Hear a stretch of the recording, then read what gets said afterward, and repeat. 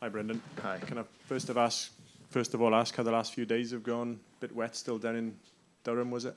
Yeah, it was a wee bit stormy, but our trip has been fantastic. Obviously, down in North Carolina, it was obviously with good training, great game. Recovered, obviously a bit delayed on our flight coming to here, so we arrived early hours of the morning. But we've just finished a really good training session in this most amazing facility, and prepared and looking forward to the game tomorrow.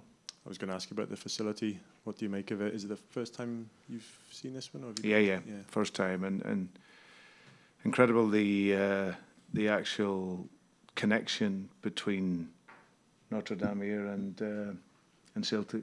How it was formed, both in 1888, for the reasons very much the same. So the connection between Celtic and here is it's obviously been real nice to understand that. But you just see the training facility that we've been in. All the students here are very fortunate to come and study and play in such brilliant facilities. So yeah, it's really nice. We're going to have another tour a little bit this afternoon of everything, but what we've seen so far has been really nice. The fact Cameron's speaking, I presume he's obviously not been involved. Is he? Cameron's good to go. Yeah, he'll be involved. Yeah, we just needed to bring him back. It was too early for him. He'd only trained a few days before the Man City game, but he'll have had about 10 days now, so he'll be ready to come in and get his legs moving again. Paulo Bernardo watch. Any news on Paulo? The Portuguese press seems to be saying it's done. Yeah, nothing from my end. I haven't spoken to Michael or recently, so I know there's been processes in place to try and get players in. So, but nothing to add to that. And Bueno from Wolves, I think you've been linked with him before. Is there anything you can say on that? Nothing really. No, I obviously know Hugo from the Premier League and seeing him play, but nothing more on that really. And we spoke to Greg Taylor earlier in the week. Greg suggested that there hadn't been any progress on any contract talks or anything like that. Is that something that you would like to get done? I know you're busy bringing guys in at the minute, but is that on the sort of to-do list to kind of get him finalised? Yeah, that's equally as important. We obviously want to improve the squad, but I think it is important. I don't really want players to be going into that last year where possible. So really, hopefully, between the club and his agent, he's one I've said all along. I really want him to stay here. I can't guarantee any player that they're going to play every single game. Yeah. What I want to build here is a strong squad where there's competition at this moment in time. Greg doesn't have that, and we want to bring that into the squad. But there's absolutely no doubt. I've really enjoyed working with him. He's a fantastic player. How his career has went at Celtic, I'm really pleased for him, and someone that we would want to tie down for the longer term. So hopeful that we can do that. Just the last one from me. On that one, is it that has there been an offer table to him in terms of where it's at the minute? Have you offered? I believe so. I think there was communication maybe towards the end of last season. I also met with Greg's agent to talk through the importance of where I see it, but also to be honest and open where everything is at. So it's clear we want to keep him, but like I say, I'm hopeful that we can get a deal done because he's a very important player for us. Superb. Thanks. Cheers. Just to follow on to that as well, there's some talk this morning that has been for years about Kyogo and teams in Japan looking at Kyogo as obviously they would do. Is he a player that at this point in time he is not for sale at any kind of cost at the moment? Because obviously you're not inundated with strikers at this point in time, are you? And he's so important, isn't he? Yeah, we've got one. So, but I have to say, I think with him, I've seen a different player really over the course of pre-season. Just been so good. Just from day one, he's come back really bright. Looks really happy. Working very, very hard. Making the movements, making the runs, all the things that we'd hope to see from him. And you see the happiness at which he's playing. He's scoring goals. He's working very, very hard for the team, and definitely someone that we wouldn't want to lose. In terms of this match tomorrow night, are you looking for more of the same from Tuesday? Obviously, that intensity you had and the kind of high pressing performance in the football as well. You want more of the same against Chelsea? Yeah, exactly the same. I think I mentioned early on in pre-season that we weren't at our level in terms of pressing because it's so important.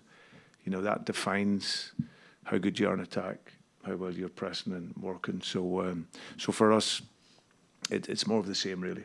Players have been absolutely superb all over the course of pre-season, but in particular over this tour that we've had here. So yeah, our game is based around that pressure, that intensity, because when we play with that, then you can see it's the same rhythm with the ball, and we look very effective. So yeah, we've been scoring goals, being really creative, working well, and but still a bit of work for us to do before we arrive to where we want to be against Kilmarnock. Nice for you personally, up against Chelsea? Yeah, no, it was a club that played a big part in my development. I had 10 really good years as a coach at Reading. I was able to then go to Chelsea and work at a different level. Obviously, when I first arrived in there, Jose had just come in the June. I joined in the September, and the ambition for Chelsea was to be one of the biggest clubs in world football over the next decade. So from 2004 really through to 14-15, that's what they became, right the way across all levels. I seen sadly one of the guys, or a couple of the guys that have left there, Neil Bath and Jim Fraser. I worked very, very closely with them, especially Neil when I first came in, because it was him, myself, and Lee Congerton in the recruitment team, and that was the three of us that were really charged with taking the club forward at that time. So yeah, I had so many great memories there. Real privilege to work with the players that I did. Was given a great support off the field, and it created this really, really strong platform for me to go on and become a manager. Okay. Hey Brendan, Ben Jacobs from TalkSport. Hi Ben. Enzo Maresca, what kind of job does he have on his hands, in your opinion? Well, firstly, I was surprised at, obviously, Maurizio, because I think after the challenges at the beginning, I think you've seen towards the end what he was trying to do and the players buying into that. So I was disappointed for him that he couldn't continue with his work. Enzo's coming in, obviously, done very, very well at Leicester, getting them back to the Premier League. But a totally different challenge. You know, the expectation around Chelsea, like what I said from before, to be one of the most successful clubs in the world, that will still be there within the support base. So, but they've got some fantastic players, and I'm sure Enzo and his staff will do a really, really good job there. You're just at the beginning of the process now, trying to understand and convince the players is always the challenge when you go into a new club, to convince the players to play how you want them to play. I think Enzo will be very clear on how he wants to work. We've seen that in the Wrexham game, and I've seen his work at Leicester. So that's the first task at a club, any club you go into. But certainly Chelsea is a club that they want to be successful. From your own experience walking into Celtic and also Liverpool before that, two clubs where you have to win immediately because of the pressure and the expectation, how does that change you as a manager in terms of that mentality, and what were some of your own learnings from each of those experiences? Well, I think when I went into Liverpool, I was 39 years of age, and which feels young at where I am at now in my career. But I think when you go in as a coach or manager into any club, but of course the big clubs, the expectation is there from the very beginning. But that's where you have to have that inherent belief in your work, and have really good staff around you, and you have good collaboration with the ownership so they understand. It feels like there's a process at Chelsea in terms of where they want to get to. They've brought in a lot of really, really talented young players that are going to develop and improve with good coaching and good management. And as long as as I said, the players and the manager get that chance to evolve. Time is not something in football that you're given a lot of, but you have to be able to have that in order to work how you want to work, especially with young players. If you're not taking over a group of really experienced players, then the young players need the time and the expertise. Given your links with Chelsea and when you were a free agent, there was a lot of upheaval going on. Was there ever an approach from this current ownership to you about returning in some capacity? None whatsoever. No, none whatsoever, no. And just coming back to Celtic, finally, because your season starts earlier than the English teams, how close will this starting 11 be to your 11 come the first game of the season? Well, we're not too far away, so we've worked really, really well. I've been really, really pleased with all of the work on and off the pitch in the pre-season. The intensity in the game of which we want to play, has really been a continuation of where we finished off the season. So that makes me really happy. Between now and the end of the window, I would want us to improve the squad. But currently, I'm really happy working with the players that we have in this moment, making them better, making them ready for the first game Sunday week. So yeah, it'll be fairly close, but things can change. What's most important at this last game now is to get that physical level to the very peak of what we can. We will then have another really good week's work and arrive in our first game on Flag Day, really to take on the challenge of winning the title again. Pleasure. Thank you, Ben. Okay. Someone raised who? Yes. Yep. Thank you. Hi, Sam Kaufman from Notre Dame Magazine here on campus. Hi, Sam. How are you feeling about playing the grass that's put on top of the turf in this stadium here? The real grass is put on top of the turf.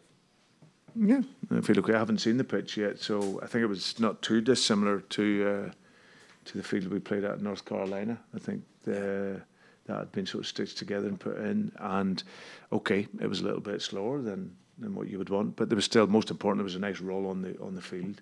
So listen, we can't all play in perfect pitches. We want to, and obviously for the supporters, you want the best level of game. But if it can roll freely, our pitch in Washington was very, very difficult. But the players cope with that really, really well. So, and I would expect us to do the same thing. So, but I'm looking forward to the game. It's a real privilege to play in this arena. And the pitch has been laid down, and we will have to accept the state that it's in. And with this being the last game of the USA Tour, what's the team's energy level going like into this game? Well, it's very high.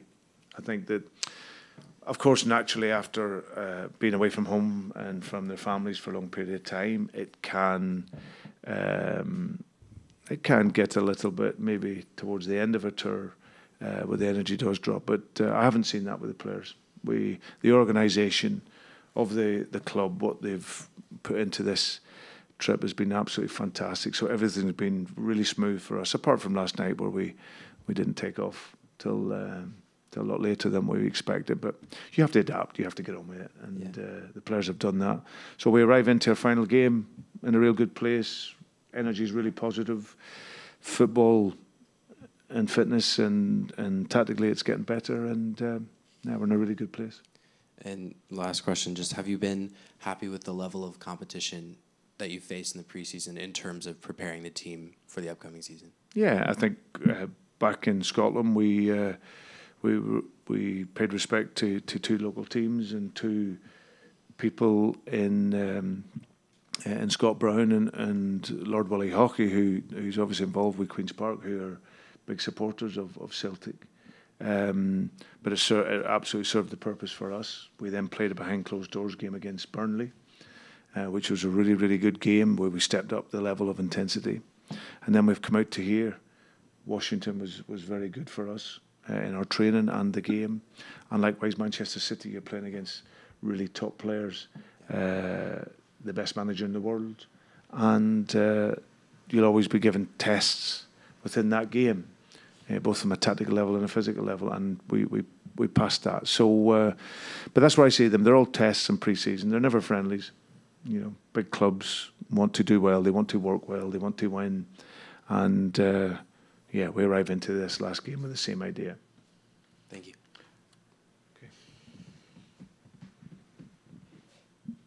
Jackson Neal, WNDU. You know, being over here in America, I'm just kind of curious, how is it kind of different for the club playing in front of an American fan in American stadiums than it is, you know, over in Scotland? Well, I think what's great is to be able to take the club to here. It's such an iconic club, Glasgow Celtic, with so many Irish Americans and guys with Scots, you know, that have links to Scotland and throughout Europe. So I think to be able to take the club and the players to the stadia has been really nice.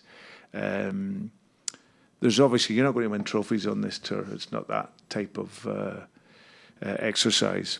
But I think it's been so nice that there's a real friendly nature to it. We're not at that stage where it's really intense into the season. But I think the support that we've had in all the stadia has been really, really good. We've been very well received. And like I said, I always think it's brilliant for us to come to America because we've got so many descendants here from back home, and it's so nice to be able to let them see and let their kids see the Celtic jersey close up. And then you kind of mentioned it earlier, the connection between, you know, Celtic and Notre Dame. I know you haven't been here for too long, but how have you kind of felt that connection so far here in South Bend? Well, very closely, because I actually didn't know. I obviously was aware of the whole Fighting Irish and being from Ireland. That was nice, but then to come here, and actually I was given a brief history lesson on it all, and just absolutely incredible in terms of, you know, the 1888 and the formation and you know, the reasons why it was formed. It's so synonymous with Glasgow Celtic, and then clearly to see the growth of everything over so many years. Your contracts that they have here for the American football, it's just mind blowing, really.